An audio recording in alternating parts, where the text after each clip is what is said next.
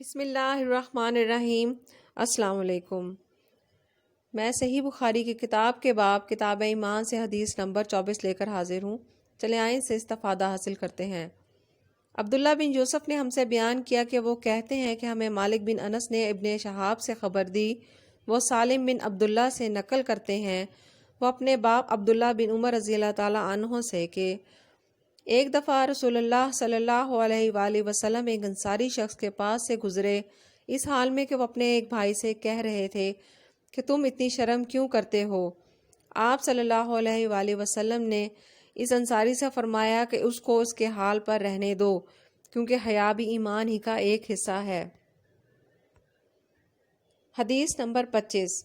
اس حدیث کو ہم سے عبداللہ بن محمد مسندی نے بیان کیا، ان سے ابو روح حرمی بن عمارہ نے، ان سے شعبہ نے، وہ واقد بن محمد سے روایت کرتے ہیں، وہ کہتے ہیں کہ میں نے یہ حدیث اپنے باپ سے سنی، وہ ابن عمر رضی اللہ تعالیٰ عنہما سے روایت کرتے ہیں۔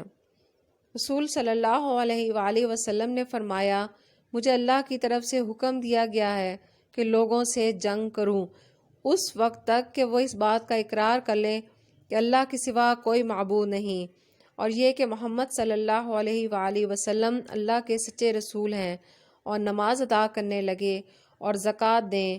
جس وقت وہ یہ کرنے لگیں گے تو مجھ سے اپنی جان و مال کو محفوظ کر لیں گے سوائے اسلام کے حق کے، رہا ان کے دل کا حال تو ان کا حساب اللہ کے ذمہ ہے۔